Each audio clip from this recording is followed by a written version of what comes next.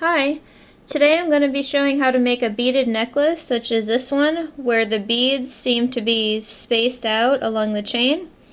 There's a trick to it actually, in that the chain is not one continuous piece. Each little bit of chain goes just through here, and then there's an eye pin that goes through each bead. So I'm going to show you how to do that today. For equipment, you'll need three kinds of pliers. The first is just regular wire cutting pliers to cut through the very thin chain.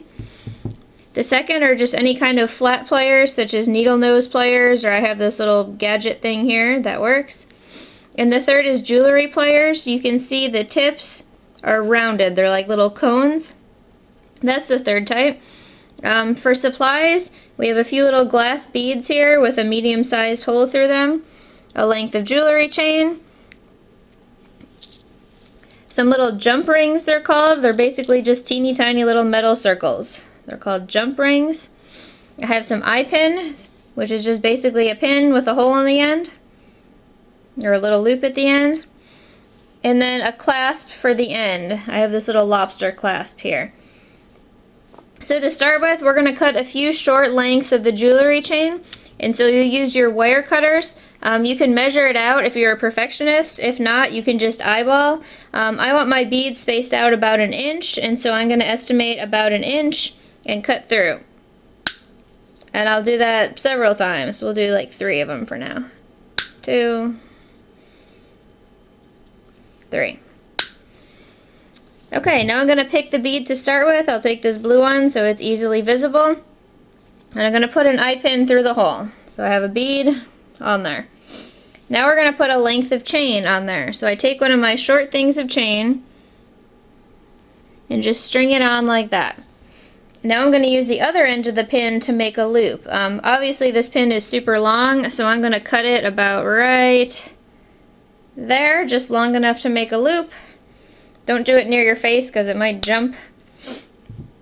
I have the little pin sticking out. Then I'm going to take the jewelry pliers, and what I'm going to do is grab the end of this about, I don't know, about 1/8 of an inch or 1/4 inch from the tip, and I'm going to roll it. That's why you need the cone-shaped pliers, is because I'm going to roll the end of the stick along the cone to make it into a loop. So I'm going to do it so the chain is going down to where I'm working and roll. And you can see so far I've made like a little hook, and I'm going to re-grip my pliers and roll it again. Make sure that the chain is inside your loop and not sliding up towards the bead so it gets caught in the loop. And when you're complete, it should look like this. You can see my bead is firmly attached there. And now we're pretty much going to repeat the process. We're going to start with the eye pin. Here we have to open this up a little bit to hook it on, so you'll use your regular pliers there and just pry your circle open a tiny bit. Like so. Hook it on the end of the chain, and then you'll close it back up, and you can use either the flat pliers for that, that's probably the easiest, or the rolling cone-shaped jewelry pliers. We'll make sure it's nice and closed, and then we'll string a bead on. Use a red one, string it on, and then same thing again. We're going to cut this because it's very long. Put our next piece of chain on, and then roll.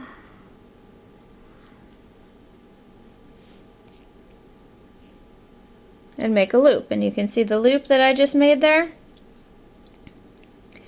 Making a loop takes a little practice, so you might have to tweak it a little, you might have to squish it using your other pliers, but that's fine, whatever you need to do. And now I have 2 attached. You would continue this pattern all the way around the length of your necklace.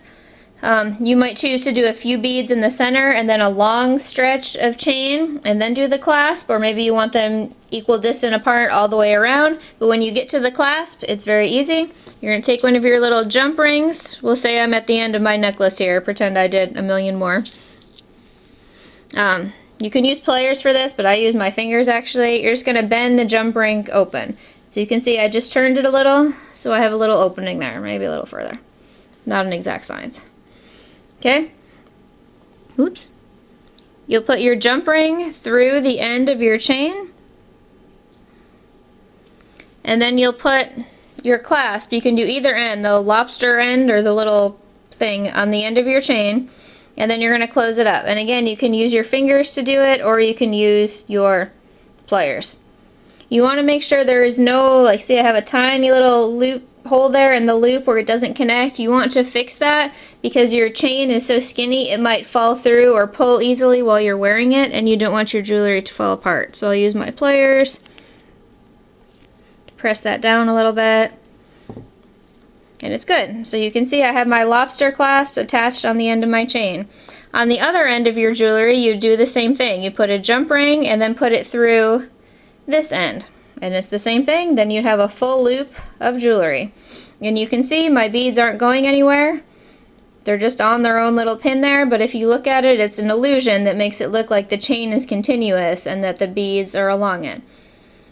So that's the trick. Not so difficult. Good luck. Thank you.